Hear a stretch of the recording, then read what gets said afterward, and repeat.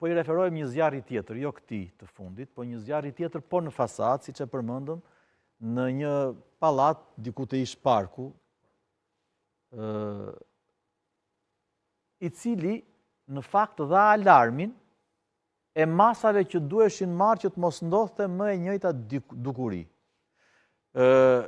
Çfarë ka ndodhur, ose çfarë nuk funksionoi që u përsërit, sepse një rast, një ngjarje e rëndë, kudo, edhe në legjislacion, edhe në transport, edhe në ndërtim, edhe në energjetik, shërben pësimi për të nxjerrë mësime, për të kuptuar çfarë nuk ka funksionuar në rastin e parë, që të mos ndodhe dyta. Çfarë nuk funksionon në tërë këtë zinxhir institucionet që e kanë përgjegjësi të marrin masa për të parandaluar dukuri të tilla. Tek po e bëje paranteze, në fakt kjo është e vërteta e madhe, sidomos në çështjet e ndërtimit. Në ndërtim, përgjithsisht, standardet i vendosin fatkeqësitë. Dhe le të themi, ose në zhvillimin modern të botës urbane, janë zjarret e mëdha që mund të jenë të Londrës 1600, 1900, San Franciscos, Chicagos, New Yorkut, shërbejnë fatkeqësitë.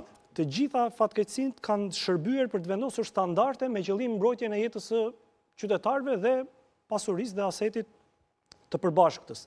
Është interesante që në 3 herët e fundit që unë kam qenë tek ju, kemi folur për 3 herë për zjarre. Zjarrit në Elbasan, tek Plerat, zjarri tek Ish Parku, edhe zjarri tani. Zjarri tani. Edhe vizitat kanë qenë të shpeshta, pikërisht se zjarret po bëhen të shpeshta, dhe është absolutisht e pafalshme që ne nuk ndërtojmë mësime nga këto zjarre.